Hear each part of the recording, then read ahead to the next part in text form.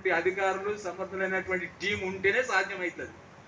ఒక మహారాష్ట్ర, మధ్యప్రదేశ్ రాష్ట్రాలకు వెళ్ళి వాళ్ళని దొంగలను తీసుకొని వచ్చి ఇంటాక్ట్ ప్రాపర్టీ రికవరీ చేయడం అంటే అది మామూలు విషయం కాదు అది. సో అట్లాంటి టీమ్ ఉన్నది కాబట్టి పెట్టుకోవడం మంచిది. ఇక మీరు అనొచ్చు అన్ని మాతోనే చెప్పిస్తాను, ఇక మరి మీరేం చేస్తారు? ఈ రోజు ఇంత ప్రశాంతంగా శాంతి నగర్ లో అసలు అది దొంగతనమే కానట్టుందా, ఏదో ఫాల్స్ కేసు ఉన్నట్టు ఉంది అని చెప్పేసి దాన్ని అశ్రద్ధ చేసేటువంటి అవకాశం ఉంది పోలీస్. అయినా కూడా మనకు దాన్ని డిటెక్ట్ చేయడానికి ఉపయోగపడుతుంది. ఇంకొక నా అడ్వైస్, ఒక్కొక్క సందర్భాలలో మీరు మీ ఉన్నటువంటి బంగారం కావచ్చు, విలువైనటువంటి వస్తువులను ఒక ఫోటోగ్రాఫ్ తీసుకొని పెట్టుకోవడం చాలా మంచిది.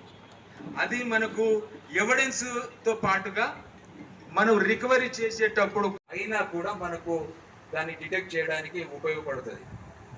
ఇంకొక నా అడ్వైస్, ఒక్కొక్క సందర్భాలలో మీకు కనపడని మా సిబ్బంది కంటికి నిద్ర లేకుండా తిరుగుతున్నారు కాబట్టి మీరు కంటి నిద్ర నిద్రపోతున్నారు.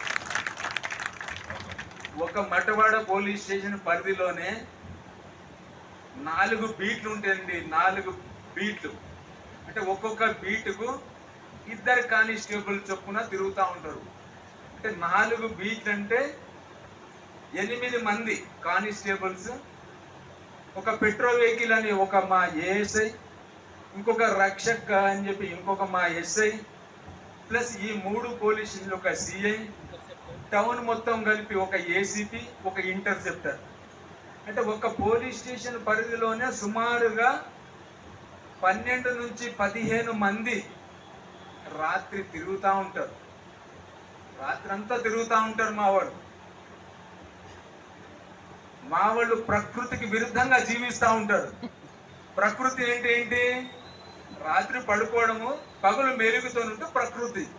కానీ మా వాళ్ళు ఒక్కొక్క జవాను నెలలో 15 రోజులు నిద్ర లేకుండానే నైట్ తిరుగుతూ ఉంటారు.